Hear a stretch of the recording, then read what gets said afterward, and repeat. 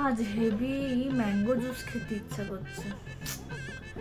বৌমাকে বলি, কিন্তু এই যে পাগল, কি বলবো, কি করবে না, ভালোভাবে বুঝিয়ে বলি যদি ঠিক মতো করতে পারে। বৌমা, ও বৌমা। হ্যাঁ মা বলুন। শোনো, আমাকে একটু ম্যাঙ্গো জুস করে দাও, কদিন ধরে বেশ খেতে ইচ্ছা করছে। আজ বাদে কাল মরে গেলে আর ম্যাঙ্গো জুস খাওয়ার ইচ্ছেটা নিয়েই মরতে হবে। Mango juice?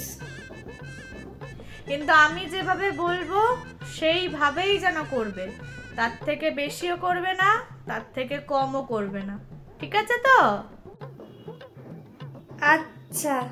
প্রথমে মিক্সচারের বাটিতে একটা আম ভালোভাবে কেটে কেটে নেবে, আটিটা নেবে না, শুধু আম, আটিটা বাদ দিয়ে।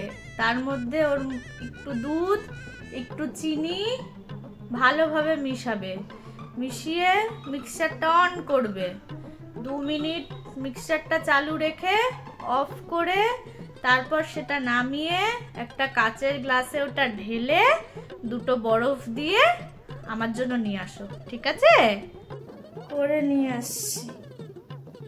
আচ্ছা, আপনি যেভাবে বলছেন সেভাবেই করব। ওমা, আপনার ম্যাঙ্গো জুস খাওয়া হবে না।